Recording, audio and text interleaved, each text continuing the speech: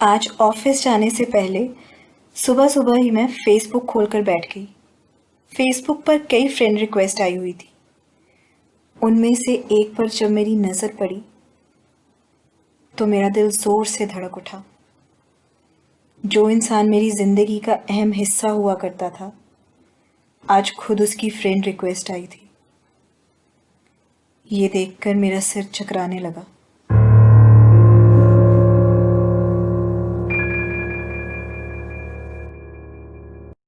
दिल पे फिर से वो पुरानी यादें दस्तक देने लगी थी।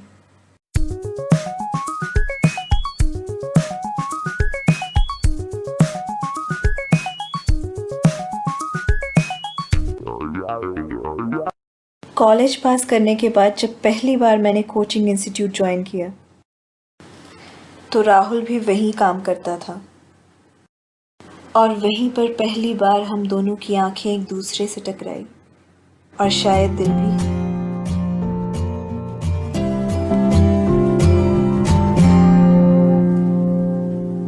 राहुल को देखते ही मेरे दिल की धड़कनें तेज हो जाया करती थी।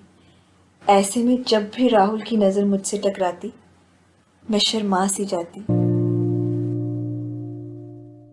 एक साल तक हम दोनों की ये आंख मिचोली यूं ही चलती रही और फिर धीरे धीरे ये आंख मिचोली मुलाकातों में और मुलाकातें बातों में तब्दील होने लगी।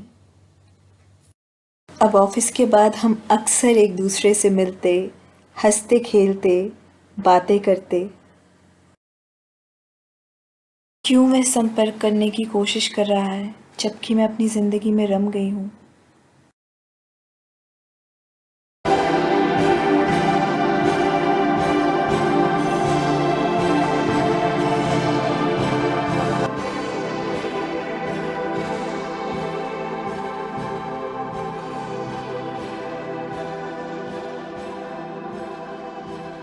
सब कुछ ठीक चल रहा था, बट आज इस फ्रेंड रिक्वेस्ट को सोचते सोचते मेरा सर दुखने लगा।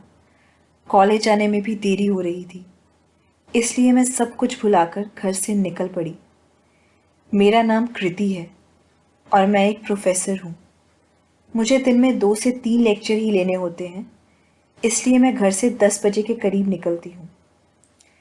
पर आज कॉलेज जाते वक्त इस वाकया ने मुझे पुराने लम्हों में उलझा दिया।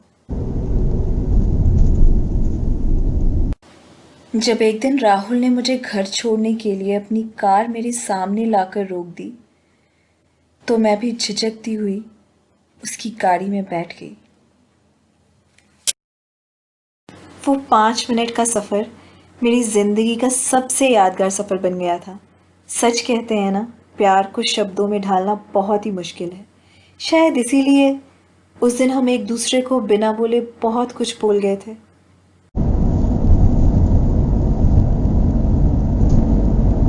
कॉलेज पहुंचने पर भी मैं खुद को उसकी यादों से निकाल नहीं पा रही थी, बल्कि सारा दिन कॉलेज में बार बार राहुल के बारे में ही सोचती रही।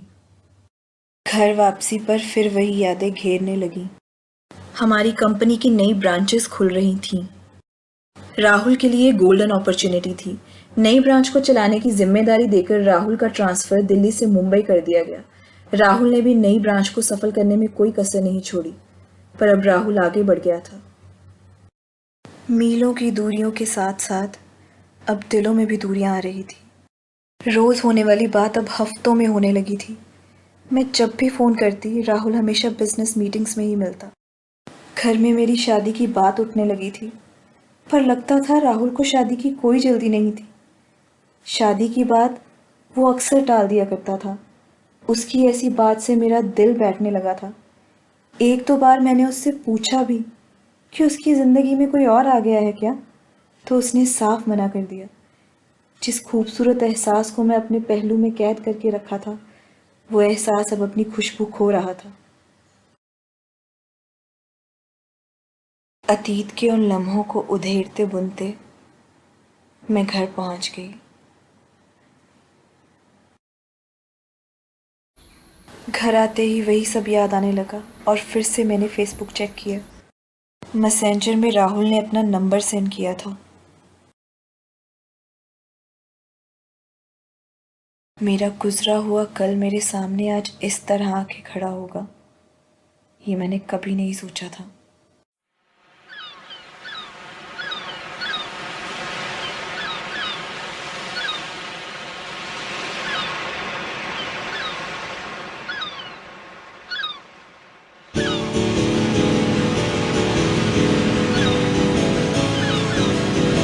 मुझे याद है मैं राहुल को जब भी फ़ोन करती, वो या तो मेरा फ़ोन काट देता या मुझे बाद में फ़ोन करने का कह देता।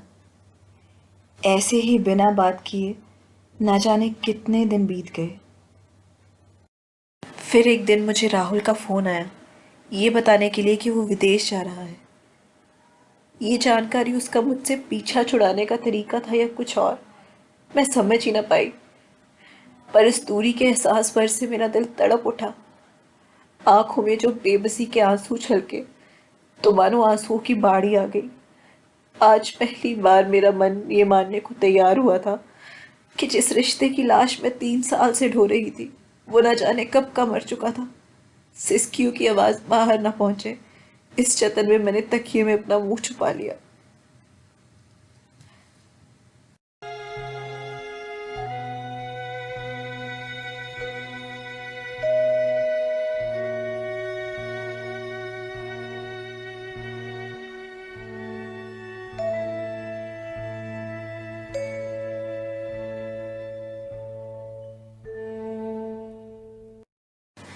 समय के साथ मैं भी सच्चाई कबूल करके आगे बढ़ने लगी। मेरे अंकल का बेटा निखिल मुझे बहुत पसंद करता था। परिवारों की सहमति से हम दोनों की शादी हो गई और राहुल एक भूली याद बन के दिमाग के किसी कोने में छूट गया। और आज उसी राहुल को अपने सामने देखकर मेरे मन में ना जाने कितने सवाल उठने लगे। बहुत सोचने के बाद आखिरकार मैंने राहुल का नंबर डायल किया।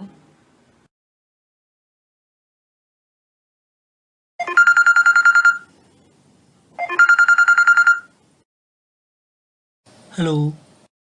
मैं कृति बोल रही हूँ। कैसी हो कृति?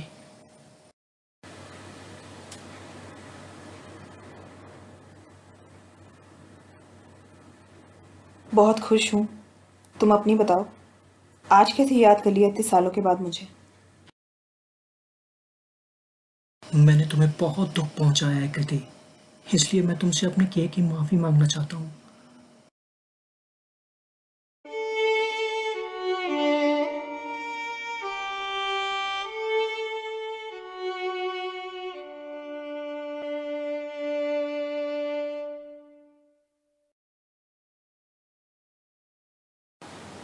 अरे नहीं, इनफैक्ट मुझे तो तुम्हारा शुक्रिया अदा करना चाहिए। तुम्ही ने तो मुझे सिखाया है कि अपनी सेल्फिशनेस के लिए दूसरों का दिल तोड़ने में पीछे नहीं रहना चाहिए। यू नो वॉट, तुम्हारी वजह से ही तो मुझे एक अच्छा लाइफ पार्टनर मिला है। तुम्हारा तो मैं जितना भी शुक्रिया अदा करूँ कम है। तुम बहुत बदल गई हो कृति। तो क्या सुनना चाहते थे तुम? फर्क है राहुल,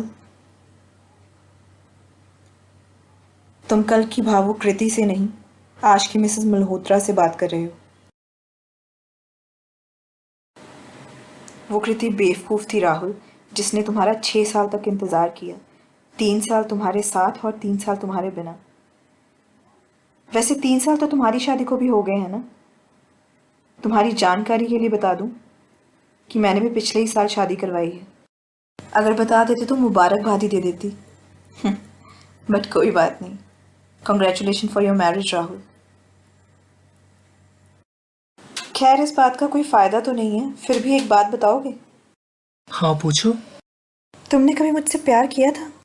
हाँ, मुझे तुम्हें देखते ही प्यार हो गया था और मैं अपनी सारी जिंदगी तुम्हारे साथ ही बिताना चाहता था।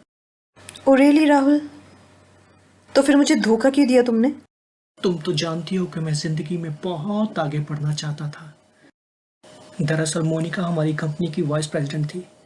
बाहर जाने का इससे अच्छा मौका मुझे शायद ही मिलता, इसलिए ऑस्ट्रेलिया जाने से पहले मैंने उससे शादी कर ली। तो तुम मुझे बता तो सकते थे ना राहुल। मे बी तुम कंफ्यूज थे। एक तरफ तुम्हारा करियर था और एक तरफ मैं। बट तुम्हें किसी के इमोशन से क्या मतलब? तुमने वो चुना जो तुम्हें प्यारा था, क्योंकि तुम्हारी तो प्रायोरिटी ही कुछ और थी। तुम उन लोगों में से हो जो अपने फ़ायदे के लिए कुछ भी कर सकते हैं। बट एनी हाउ, अब इन बातों का कोई फ़ायदा नहीं। Good bye Rahul.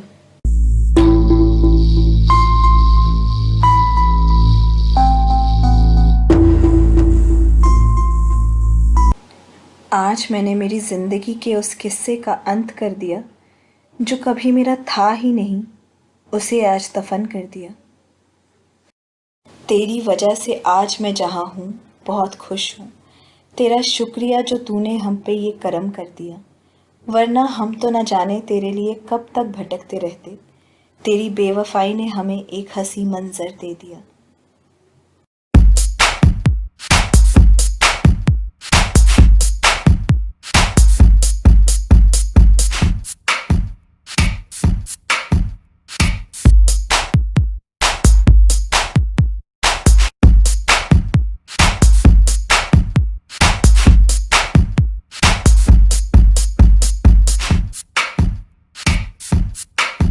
नमस्ते friends, thanks for watching our video. अगर आपको हमारा ये वीडियो पसंद आया है तो इसे लाइक करें, शेयर करें, कमेंट करें and please do not forget to subscribe our channel.